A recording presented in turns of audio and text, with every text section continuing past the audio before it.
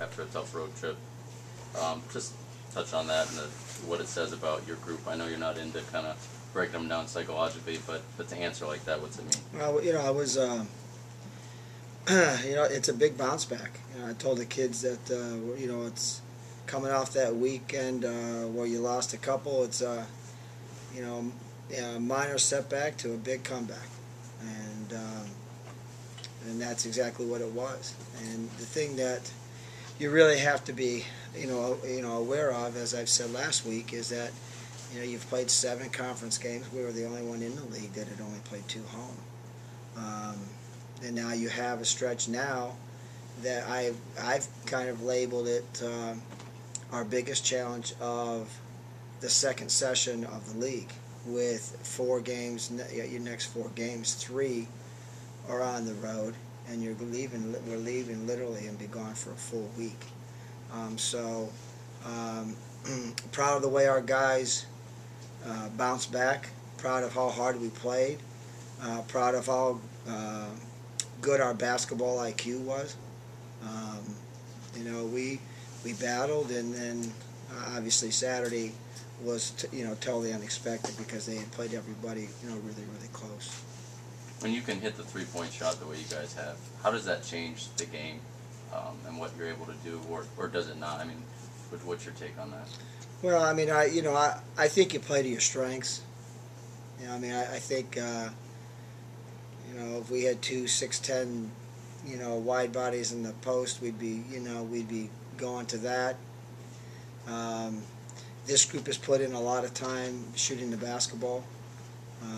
Like Blake had mentioned, they all stayed all summer. They all wore the gun, it's called the gun, the shooting machine out. And it's, been very, very effective for us, and we've shot it consistently. I think the biggest thing for us is that, Ash shoots it, and Blake shoots it, KP shoots it, Deshaun shoots it. We can put numerous guys on the floor, and it's clearly been one of our strengths. Does it help you on the defensive side? I mean, or not? I mean, Well, yeah, I think this whole week we talked about getting stops more than we did, scoring. We've shot the 3 ball all year long. I think the thing that's been, great about, the 4 conference games that we've played at home right now has been that we've really guarded, and we've really done a great job defensively. And actually, I think our defense has led, to more productive offense, whether it's a fast break tempo, and we really like to play fast and push it to threes, which is a really kind of a unique thing in college basketball. But we'd really love to get it down the floor before you kind of get set up. Do some kind of quick stuff to get guys open threes instead of grinding it out to get a 3, in your half-court game. Coach, Blake Allen wins, Player of the Week. That's the 4th this year. Does that make you smile just because these guys are getting the accolades that they probably deserve as well as they're playing? Well, I think it says a lot that we're getting the recognition from the league. All 4 guys that have won it have all been deserving. There is nobody in our program, and I'll go as far as saying there's nobody that I've coached, and I've coached a long time, that works harder than Blake. That guy, we try to talk him into not spending so much time in the gym.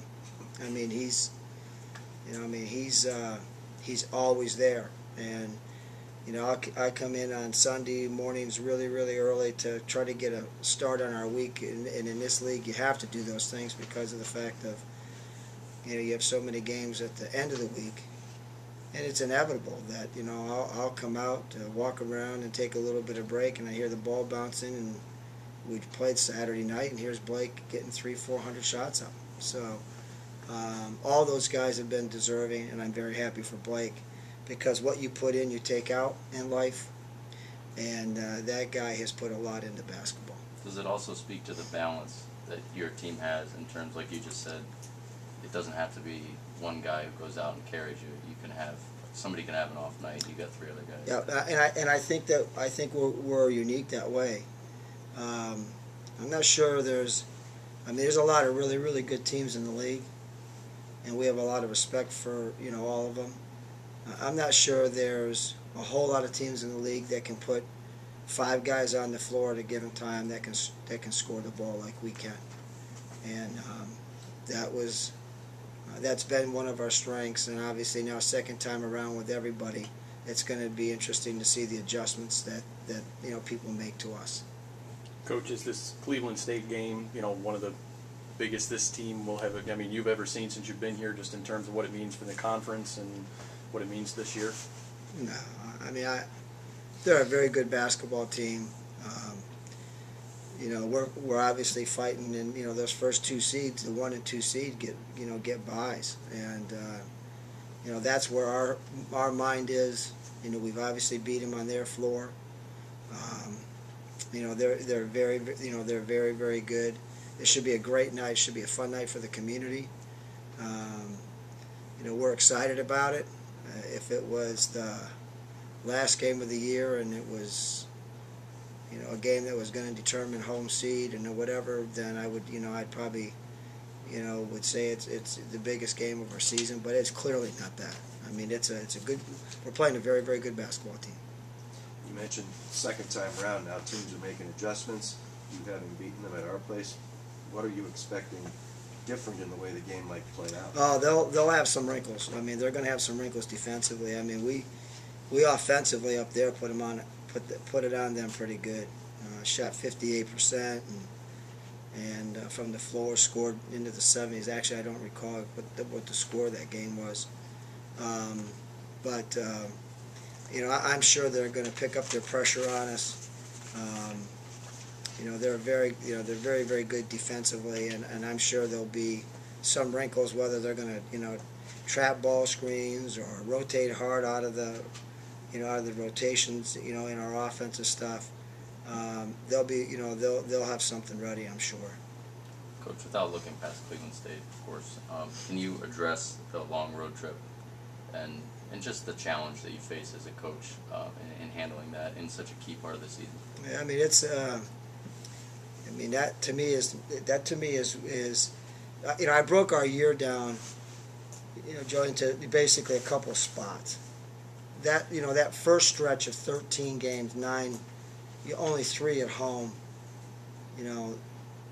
That right there was a challenge for us. That as the summer wore on and all that time, that I was very, very, very concerned with. The second part of it was this session right now that we're going into. 4 teams, that you're going to play that are good. Obviously, Cleveland State's very good, and then you're going on the road and play at Milwaukee on a Tuesday, turn around playing UIC on a Thursday, and then playing at Loyola. And it's an academic challenge for us because our kids will be missing a full week of school. It's going to be a challenge. It's one that I'm not very happy with. I don't think that the league did us any favors that way. But it is what it is, and they all say that this is a kind of a reflection of the bracket buster week, because of the fact that we lose that that Saturday in bracket buster, so you have to kind of get an off balance week a little bit, and so it's a great challenge for us to be able to to come out of that positive, number one, no matter what the outcomes are, to be able to bounce back, because you come back to here and play Butler and Valpo. So it's a challenge for us. Not to harp on it, but what are the challenges of it?